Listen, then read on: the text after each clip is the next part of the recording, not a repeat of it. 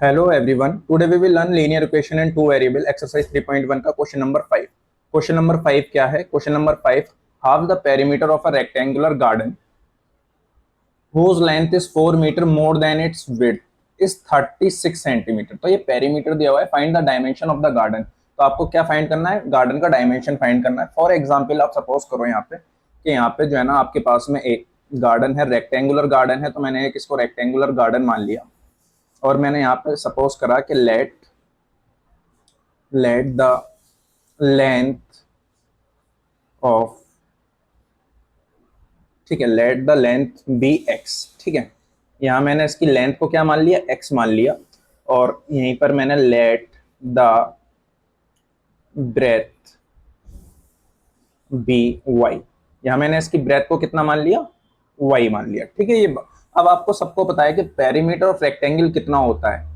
Perimeter of rectangle कितना होता है ये आप सभी लोग जानते हो. तो पेरीमीटर ऑफ रेक्टेंगल क्या होता है? Perimeter of rectangle is equal to twice of length plus breadth. ये आपका पेरीमीटर का फॉर्मूला होता है. Perimeter of rectangle is equal to twice of length plus breadth. ठीक है, अब यहाँ पे क्या करें? Half of the perimeter of a rectangular garden. यानी कि अब देखो, अगर अकॉर्डिंग टू क्वेश्चन अगर मैं देखूं, according to question half of perimeter of a rectangular breadth. ठीक है, ये हो जाएगा अकॉर्डिंग टू क्वेश्चन. ठीक है, whose length is 4 metre wide. अभी ये वाली लाइन को आप थोड़ी सी देर के लिए भूल जाओ. ठीक है, ये दूसरी इक्वेशन बनाएंगे हम इस लाइन से. तो क्या है? Half of the perimeter of a rectangular garden इस कितना है? 36. तो यहाँ पे मैंने किसके बराबर लिख दिया इसको? 36 के बराबर. अब देखो दूसरी लाइन देखते हैं. whose length is, मतलब इसकी जो लेंथ है, ये वाली जो x मानी है आपने, whose length is 4 metre more than its breadth. तो इसकी जो लेंथ है, इसकी जो लेंथ है वो कितनी है? इसकी जो लेंथ है वो ब्रेथ से 4 गुना ज्यादा है. तो आप क्या करोगे? ब्रेथ में 4 ऐड कर दोगे तभी तो इक्वल होगा. तो आपका क्या होगा? यहाँ से 2 से ये वाला 2 खत्म हो जाएगा. तो ये जो फाइनल इक्वेशन बनेगी ये हो जाएगी L plus B is equal to 36. और ये वाली जो इक्वेशन हो जाएगी x बराबर y प्लस का 4. ठीक है, आपकी एक इक्वेशन ये हो गई, आपकी दूसरी इक्वेशन ये हो गई. ठीक है, अब हमें क्या करना है? अब हमें इनको जो है ना ग्राफिकली भी इसको सॉल्व करना है. इसको हमें ग्राफिकली भी सॉल्व करके दिखाना है. अब आपकी दो इक्वेशन बन गई. अगर मैं पहली वाली इक्वेशन की बात करूं कि L plus B is equal to 36. ठीक है, तो यहाँ पे मैंने क्या करा? मैंने यहाँ पे एक कोऑर्डिनेट ड्रॉ कर लूंगा मैं, या L प्लस बी नहीं कहेंगे. अब इसको हमने L की जगह क्या मान लिया है? तो आप इसको बोल दो x प्लस वाई. ठीक है, क्योंकि हमने लेंथ और ब्रेथ को क्या माना है? x plus y. तो हमने यहाँ पे क्या लिख दिया? x plus y is equal to 36. ठीक है, अब हमने यहाँ पे इसके कोऑर्डिनेट जैसे हमने पहले क्वेश्चंस में करते हुए आ रहे हैं. अगर आपने वो वीडियोस नहीं देखी हैं पहले से तो वो वीडियो देख ली, तो जिससे कि आपको और भी ज्यादा क्लियर हो जाएगा. अब मैं क्या करूंगा यहाँ पे? मैंने सिर्फ सिंपल देखो, अगर मैं x की जगह यहाँ इस y को मैं उधर ले जाता हूँ. ठीक है, तो इस y को अगर मैं उधर ले जाता हूँ तो ये इक्वेशन हमारी कैसी बन जाएगी? ये इक्वेशन हमारी बन जाएगी कुछ इस तरीके से कि x इज इक्वल टू, देखो यहाँ से देखो, x इज इक्वल टू कितना हो जाएगा? 36. और ये इधर प्लस का y है, उधर जाके हो जाएगा माइनस का y. ये आपकी इक्वेशन इस तरीके से बन जाएगी. अब अभी अगर आप y की जगह आप 0 पुट करेंगे, y की जगह आप कितना पुट कर देते हैं? 0 पुट कर देते हैं. फॉर एग्जाम्पल y की जगह आपने 0 पुट कर दिया तो x की वैल्यू आपकी कितनी आ जाएगी? 36. x की वैल्यू कितनी आ जाएगी आपकी? 36. ठीक है, या इसका वाइस एंड वर्सा भी कर सकते हैं. अगर आप x को 0 के बराबर पुट कर देते हैं फॉर एग्जाम्पल, तो ये y की वैल्यू कितनी हो जाएगी? ऑटोमेटिक 36. ठीक है, इसी तरीके से आप क्या कर सकते हो? अगर x की वैल्यू, अगर अब यहाँ पे दूसरे वाले केस में जैसे पहले वाले में करा ऐसे ही दूसरे वाले में, अब यहाँ पे क्या करो? y की एक बार वैल्यू 0 रख दो. जब आप y की एक बार वैल्यू 0 रख दोगे तो ये 36 हो जाएगा. तो दोनों में से कैसे भी कर सकते हो. बस आपको दो सॉल्यूशन फाइंड करने और आपको बस किसी भी एक इक्वेशन के दो सॉल्यूशन फाइंड करने. ये हो गया. आई थिंक ये सबको समझ में आ गया होगा. तो ये हमने ये वाला जो बॉक्स बनाया है पहली वाली इक्वेशन के लिए बनाया. ठीक है, ये वाला बॉक्स हमारा पहली वाली इक्वेशन के लिए है.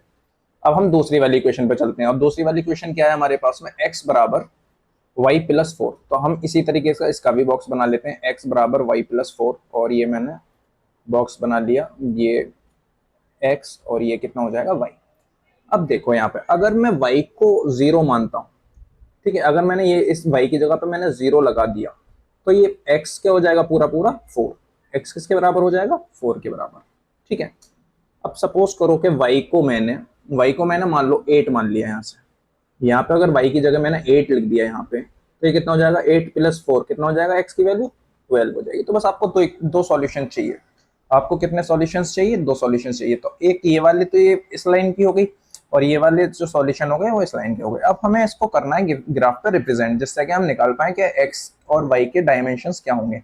आपको गार्डन के डायमेंशंस बताने, तो आप जो है ना ग्राफिकली इसको आराम से बता पाएंगे। चलो अब चलते हैं ग्राफ पे। तो ग्राफ कैसा है भाई हमारा, ये हमने अभी इसके डायमेंशंस निकाल लिए। तो पहले वाली लाइन में देखो आप, ये सिर्फ और सिर्फ पहली वाली आप लाइन में देखो, ये पहली वाली लाइन है ऊपर वाली। तो पहली वाली लाइन में अगर आप देख पा रहे होगे, तो देखो x0 है और y कितना है 36 है। तो देखो x0 तो मतलब यही होगा, x0 तो मतलब यही होगा, और y की वैल्यू 36 कहाँ पर है, यहाँ पर है। ठीक है, y की वैल्यू 36 कहाँ पे, तो आपका जो एक पॉइंट बनेगा वो यहाँ बनेगा, और क्या बन जाएगा 0,36, एक पॉइंट आपका यहाँ पे लाई करेगा।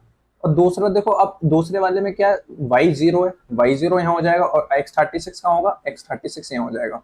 तो दूसरा वाला जो आपका पॉइंट बनेगा 0,36, ये आपका कहाँ बनेगा, यहाँ बनेगा। सॉरी, ये इसमें क्या लिखेंगे आप, इसमें क्योंकि यहाँ पे x,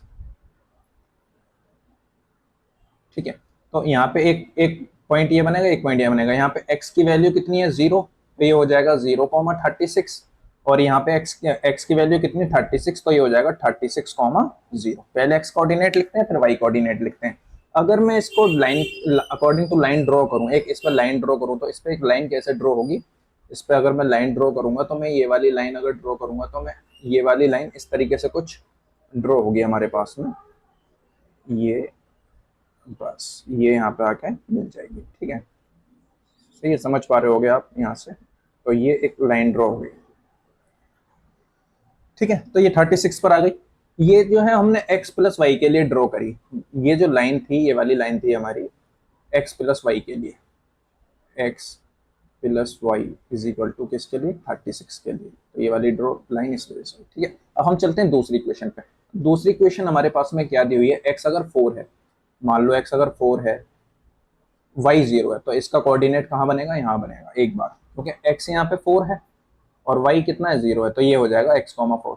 अब देखो x कितना है 12 है, और y कितना है 8 है, x12 और y 8, मतलब कि ये दोनों कहाँ कोऑर्डिनेट बनेंगे, यहाँ कोऑर्डिनेट बनेंगे। तो ये यहाँ पे 12 कोऑर्डिनेट 8 हो जाएगा, और ये वाला जो कोऑर्डिनेट हो जाएगा ये कितना हो जाएगा 4,0, वो ये वाला कोऑर्डिनेट हो जाएगा। अब देखो दूसरी लाइन ये यहाँ पे बनेगी, तो अगर मैं दूसरी लाइन भी ड्रॉ करूंगा, और मैं यहाँ पे देखो लाइन ड्रॉ करके दिखा देता हूँ आपको, ये मैंने दूसरी लाइन भी ड्रॉ करी यहाँ से।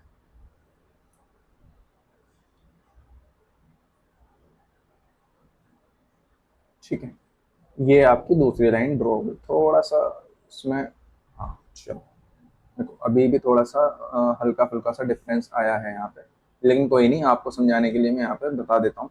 तो ये इसने इस पॉइंट पे इंटरसेक्ट करा है। ठीक है, इस पॉइंट पे इंटरसेक्ट करा है। अब जरा बता सकते हो आप यहाँ पे x की वैल्यू कितनी है, तो आप कहोगे सर 20 आई है, और y की वैल्यू कितनी आई है 16 आई है।